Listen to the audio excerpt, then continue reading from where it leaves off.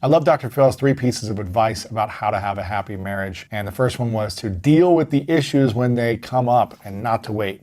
Don't let there be unfinished emotional business so that you can avoid resentment. I think that's huge. Again, I speak for myself. I never liked waiting to have these challenging conversations. When there was something that was off, I always wanted to talk about them now. I didn't like to wait like 7 hours because then I'm ruminating on these things and thinking about it. I'm like, let's just have this conversation and at least get to a place of peace.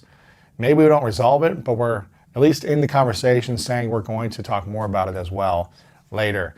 It's when there's no communication, it's when there's the passive aggressive energy, that's when things start to get harder. So make sure you have the uncomfortable conversations as soon as quickly as possible. I feel like it's an art and a science. You've got to build up this kind of resiliency to uncomfortable conversations. And it's not easy. That's why most people don't have them, because it's frustrating and it's uncomfortable. So focus on practicing this. Just like, okay, is there anything we need to talk about today? The more you practice it, the easier it becomes. Number 2, he said, was don't make it about winning an argument, make it about listening and being heard. Something that I've learned through a lot of the therapists and relationship coaches that we've had on here is that it should not be about I'm right or you're wrong. It should be about not making each other wrong, but there's a problem. I'm not the problem, you're not the problem. There is a problem.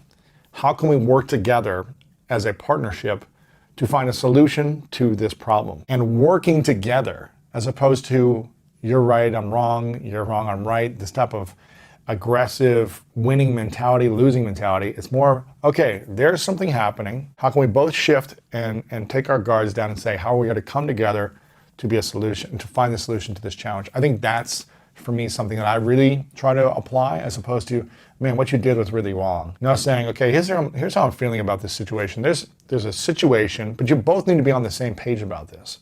This should be a ground rule that you talk about. When there is a conflict in our relationship, because there will be something, can we both agree to not combat each other, but agree to work together to find a solution to this challenge or obstacle in our way?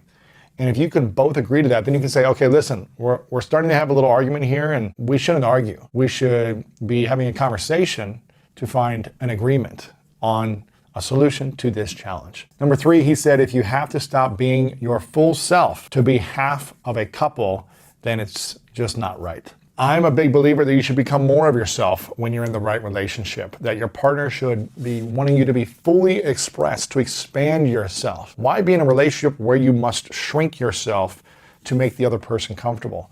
You should be wanting the other person to thrive, to grow, to flourish, to build, to create, to become more expressed, because you are a confident person that trusts your partner, and they are a confident person that trusts you and wants you to do the same.